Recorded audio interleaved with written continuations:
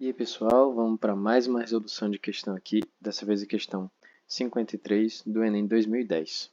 Fala sobre o ciclo do fósforo. Vamos lá. O fósforo, geralmente representado pelo íon de fosfato, é um ingrediente insubstituível da vida, já que é parte constituinte das membranas celulares e das moléculas de DNA e do trifosfato de adenosina, o ATP, principal forma de armazenamento de energia das células. O fósforo é utilizado nos fertilizantes agrícolas, é extraído de minas, cujas reservas estão cada vez mais escassas. Certas práticas agrícolas aceleram a erosão do solo, provocando o transporte de fósforo para sistemas aquáticos, que fica imobilizado nas rochas. Ainda, a colheita das lavouras e o transporte dos restos alimentares para os lixões diminuem a disponibilidade dos íons no solo. Tais fatores têm ameaçado a sustentabilidade desse íon. Agora vamos ver o comando, o que ele nos pede. Uma medida que amenizaria esse problema seria, certo? Então a questão nos falou um pouco sobre o fosfato, né? O ciclo dele e o porquê que ele está sendo cada vez mais apresentado de forma escassa, certo? Na natureza como um todo. Vamos aqui para uma breve introdução e resumo também do ciclo do fósforo, né? Vamos lembrar daqui, o pico das rochas ele sofre muito intemperismo e muita erosão por conta das chuvas, dos ventos, dos raios ultravioletas que vêm do sol. Essa daqui é uma região muito instável. Então, a parte rochosa daqui de cima desse pico, ela é extremamente erodida o tempo inteiro. Quando essa partezinha ela vem caindo aos poucos por conta da chuva, certo? A água vem arrastando ela aqui para baixo. E as plantas aqui de baixo, ó, as plantas marinhas, as algas, elas pegam esse fosfato que vem lá de cima das rochas e assimilam para a produção da sua bicamada fosfolipídica, do seu DNA, do seu RNA, do seu ATP, que vai ser produzido na respiração celular. E essas plantas marinhas servem de alimento para outros animais, os consumidores, né? Que são os animais marinhos.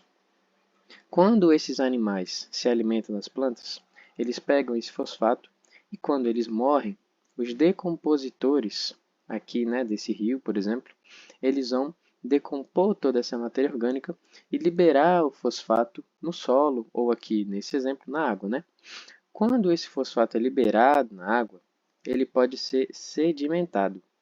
Ah, mas o que é uma sedimentação? A sedimentação é quando esse fósforo, quando ele é sedimentado aqui embaixo no chão, no tempo geológico ele vai formando uma rocha. Olha aqui, ó, formação de rocha fosfática. Ou seja, o acúmulo desse fósforo vai sedimentando, sedimentando e conforme o tempo forma uma rocha. E essa rocha aqui, por exemplo, em tempo geológico, foi formada por esse fosfato. Mas isso é em milhões, milhões, milhões de anos que acontece. Aqui desse lado nós temos o quê? Um tratorzinho, certo? Numa plantação, jogando fertilizante. E nesse fertilizante a gente também vai ter o fósforo, aqui na forma de fosfato. E quando esse fósforo é jogado no chão, através desse fertilizante, né, pode vir uma chuva, uma eventual chuva. E essa água aqui que sai da chuva, ela pode lixiviar esse fosfato para o solo novamente, lá para os lençóis freáticos. Então a gente pode perder esse fosfato por conta da drenagem, por conta da lixiviação, certo, desse fósforo. E ele vai cair nos rios, começando esse ciclo aqui de novo, dos sedimentos, da formação de rochas e depois, milhões de anos depois, a erosão. Então, por que o texto nos falou aqui, ó, que ele fica imobilizado nas rochas? É justamente por isso, pô.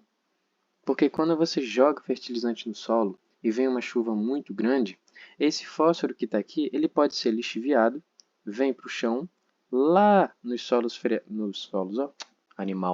lençóis freáticos, eles são perdidos através da drenagem e formam sedimentos nos rios e lagoas, certo? Aqui nós temos também um exemplinho dos animais e das plantas, como eu já expliquei aqui. Só que esse exemplo é no solo e esse exemplo aqui é em ambientes aquáticos, né? É quase a mesma coisa. Só muda que aqui é planta e aqui é alga, na maioria das vezes. Mas vamos lá. Então vamos ver aqui as alternativas para ver qual que se encaixa nisso que eu falei. Uma medida que amenizaria esse problema da imobilização do solo, da escassez dele na natureza, seria o quê? Letra A. Incentivar a reciclagem de resíduos biológicos utilizando dejetos animais e restos de culturas para a produção de adubo. Certíssima. Essa é a nossa resposta correta. Ah, mas por que é a resposta correta? Porque imagina, se você recicla resíduos biológicos que contêm fósforo, né, na forma de PO4,3-, que é o fosfato, e você utiliza dejetos animais e restos de culturas para a produção de adubo, o solo ele vai estar constantemente reciclando esse fósforo que vai ser perdido de forma mínima, certo? Pela lixiviação, pela sedimentação de rochas em tempo geológico. Então você vai conseguir reaproveitar bastante esse fósforo. Então essa é a nossa resposta correta. Mas por que as outras alternativas estão erradas? Vamos olhar para elas. Letra B. Amenizaria se você repor o estoque retirado das minas com um íon sintético de fósforo para garantir o abastecimento da indústria de fertilizantes. Gente, não teria sentido, certo? Você repor com um íon sintético, até porque ele diz aqui: práticas agrícolas aceleram a erosão do solo, provocando o transporte de fósforo para sistemas aquáticos que fica imobilizado. Você colocar um íon sintético de fósforo feito em laboratório ou em qualquer outro canto, não diminuiria, né, certo, esse problema das práticas agrícolas ruins que afetam o solo. Então, essa não seria a nossa alternativa. Se você aumentar a importação de íons fosfato dos países ricos para suprir as exigências das indústrias nacionais de fertilizantes. Essa alternativa aqui foi um pouco exagerada, certo? E um pouco específica demais até, porque não faria sentido. Por que a gente ia importar o íons fosfato de países ricos, certo? Não faz sentido nenhum. Até porque também não resolveria o problema dessas práticas agrícolas e nem o problema aqui, ó, dos transportes dos restos alimentares para os lixões, certo? Com destinações horríveis. Destinos horríveis. Lixão, por que tu vai botar fósforo no lixão, cara? Íon fosfato é para ser reciclado pela natureza e não para ficar imobilizado em um lixão, certo? Se você substituir o fósforo dos fertilizantes por outro elemento com a mesma função para suprir as necessidades do uso de seus íons. Gente, você não pode substituir, porque o próprio texto disse aqui, ó, que o fósforo, o fosfato, né, ele é insubstituível da vida. Porque ele faz parte lá do DNA, do RNA, da membrana fosfolipídica. Então, como é que você vai substituir um íon que é insubstituível à vida? Não tem como. Você proibir, por meio de lei federal, o uso de fertilizantes com fósforo pelos agricultores, para diminuir sua extração das reservas naturais. Não faria sentido você proibir, porque você tem que usar fertilizante com fósforo. Se você não utilizar, as plantas elas podem ter uma escassez de fósforo, e quando você não utiliza, as plantas ficam sem fósforo e não crescem direito. Então não faria sentido também. Portanto, cada uma dessas alternativas aqui está errada.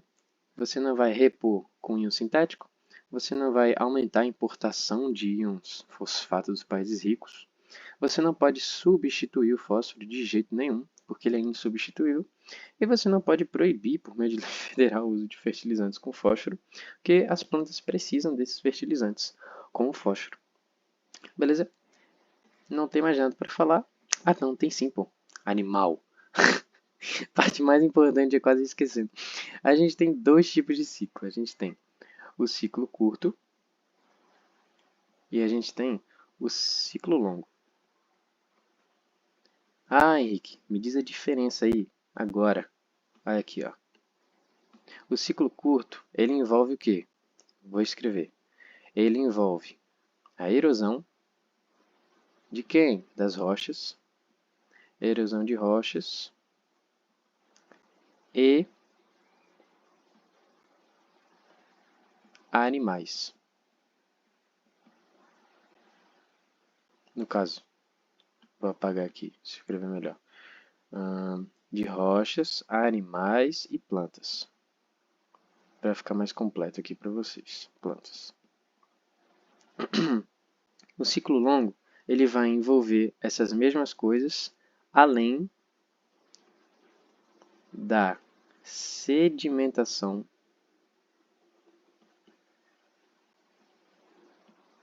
de fósforo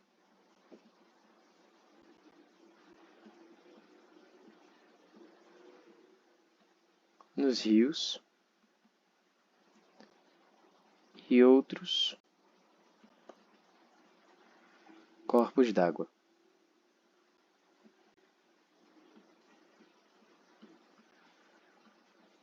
Pronto. Então, vocês podem perceber aqui uma coisa interessante. Esse ciclo curto, como ele só envolve a erosão das rochas e o ciclo, né, da cadeia alimentar lá entre os animais e as plantas, o que vai acontecer? Esse ciclo curto, ele é o que a gente chama de tempo ecológico.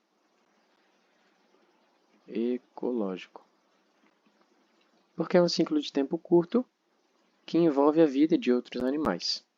O ciclo longo, além de envolver a erosão, os animais e as plantas, ele envolve também a sedimentação de fósforo nos rios e outros corpos d'água, né?